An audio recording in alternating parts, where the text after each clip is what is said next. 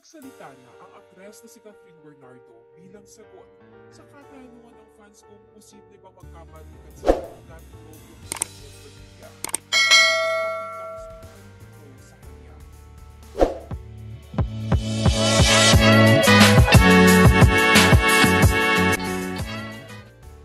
Pinagdududahan ng netizens ang tunay na storya sa likod ng hiwalayang Catherine Bernardo at Daniel Padilla.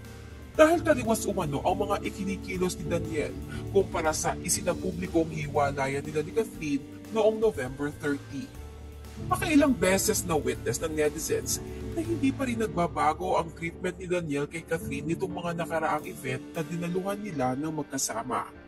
Una sa ABS-CBN Christmas Special kung saan humahawak-hawak pa rin ito kay Catherine.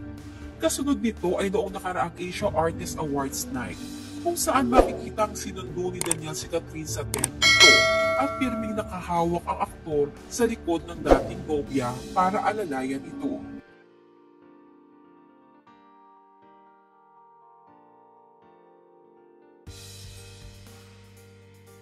Bukod dito, during the awards night, ay sweet din si Daniel kay Catherine.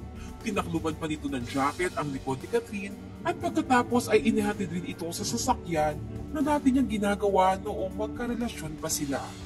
Tanong ng netizens, totoo ba talaga ang hiwalayan o baka scripted lang para sa bago nilang proyekto? Matatandang during the ABS-CBN Christmas Special videos ay spotted kung gaano pa din ka-sweet si Daniel kay Catherine at may isang pagkakataon pa na noong magkita sila sa hallway ay nagbeso-beso pa ang dalawa na parang walang nangyari. Pakiramdam ng marami ay tila sinusuyo ni Daniel si Catherine upang magkaayos sila. Katunayan matapos ang Asia Artist Awards ay biglang binura ni Daniel ang breakup statement niya sa Instagram. At itinira lang ang mga salitang ikaw at ako kasama ang litrato nila ni Catherine na magkasama. Tila ay binabawi na raw ni Daniel ang hiwalayan nila ni Catherine base sa mga pa-sweet gestures nito sa actress at ang pagdidelete ng kanyang breakup statement. Pakiramdam ng marami ay nagpapahiwatig ng reconciliation si Daniel na baka naman daw tanggapin ni Catherine since pinapayagan niya pa rin ang pag-akbay-akbay sa kanya ni Daniel. Pero tila si Catherine naman ay tuluyan ng tinalikuran ang past nila ni Daniel.